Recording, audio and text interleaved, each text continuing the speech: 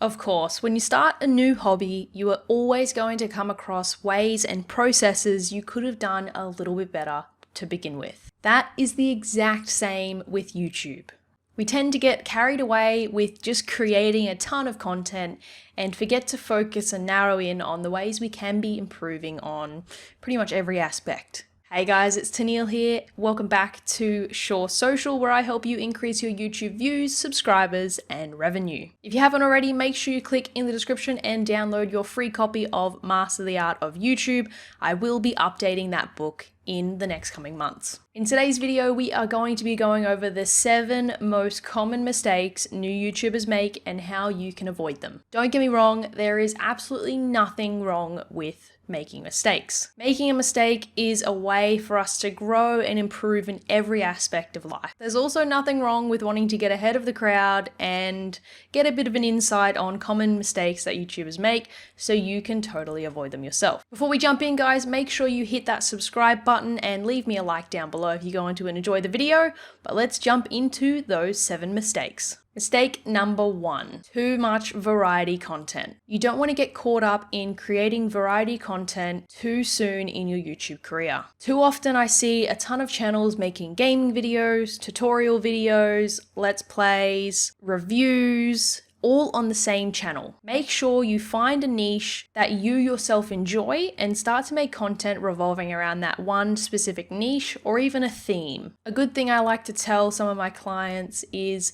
if you can't describe your YouTube channel in just a few words, then I guarantee your audience is having a hard time understanding what your channel is revolving around. Mistake number 2, focusing on content, not analytics. We all definitely have been there. We go and we delve and dive deep into our YouTube analytics and never return. We see views and videos dipping, we get pretty depressed, and we just stop creating content altogether. I wish I could ban myself from my YouTube analytics page. I tend to find myself wasting a ton of time just by procrastinating and looking through all of my different analytics because maybe I've missed something somewhere, maybe I could grow here or do this better this way. Whatever the case may be, I have wasted a ton of time doing this. Instead of putting all of this focus into the analytics of past videos, put the time into researching your future videos, writing some scripts, creating a better thumbnail, titles.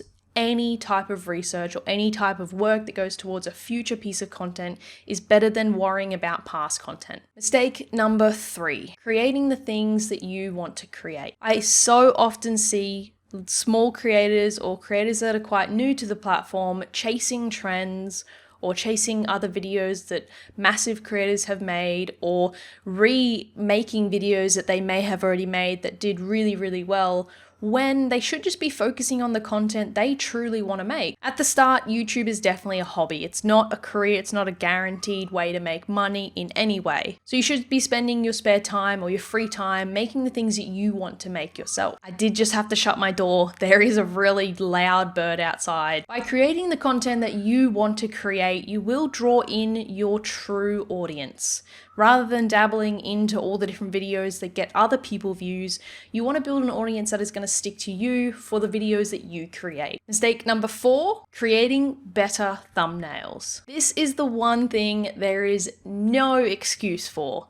There are so many free programs out there, or even graphic designers on different forums that are doing things for free just to build some exposure. Thumbnails are the first thing your potential audience are going to see.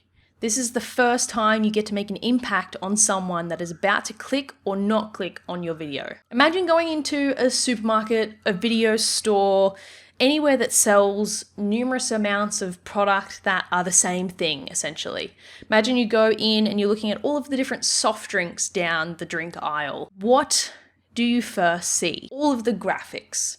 Treat those like thumbnails. You're of course going to go with one, either a brand that you know and trust, or you're going to want to try something new, but you don't know which one to try. I know I would definitely go for something that looks nice and pretty and interesting and intrigues me.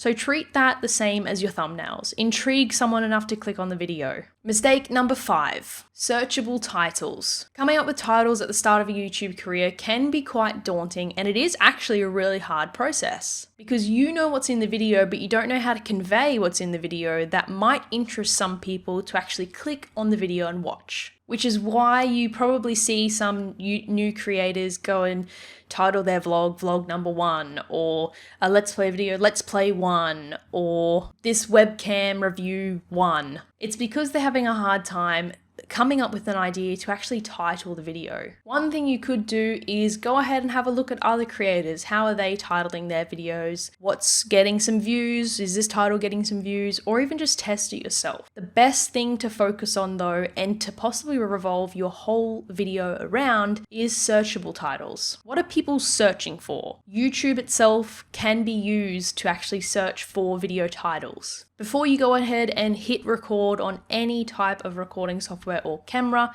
make sure you've got your title already done and make sure people are searching for it. There is a free program you can download called TubeBuddy, and it helps you actually keyword search and create titles as well. I'll add a link in the description down below. Mistake number 6, not engaging with your viewers. Once you start growing on YouTube, you might feel a bit of self-entitlement.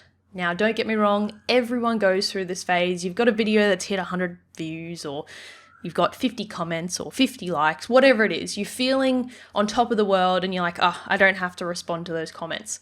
Well, I hate to break it to you, please respond to pretty much all the comments you can. Engage with your viewers. They're the ones that are there for you. So in return, you should kind of, be there for them as well. The least you could do if you are a busy person is maybe set aside 30 minutes to an hour once a week just to sit down and respond to comments.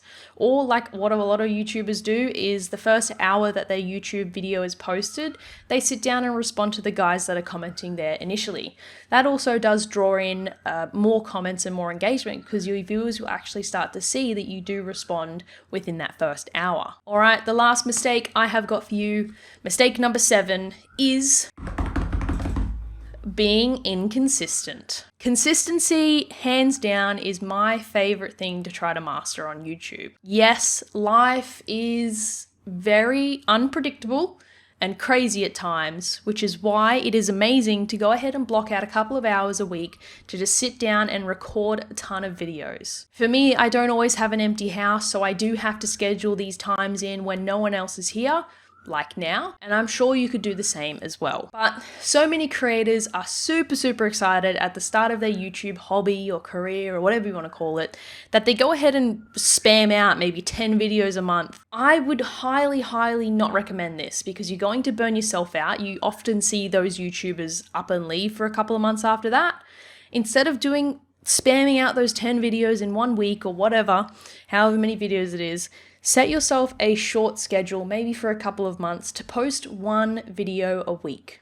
I know it's going to be super tempting to just smash out all these videos and upload them and wait for them to go viral and things like that, but please, put on the brakes, do it slowly so you don't burn yourself out. Having a schedule will also get your audience into the rhythm of knowing when you are either going to go live on Facebook or live on YouTube or upload a new video here, whatever the case may be. They will just know that, hey, such and such is going to post a video today at this amount of time. I'm gonna be there. Well, there you have it, guys. 7 common mistakes new YouTubers tend to make and how you can avoid them. Don't forget to hit that subscribe button, guys, so you never miss a future video of mine. If you want to continue watching, I highly recommend the videos on screen now. Have a good one, guys. See you later.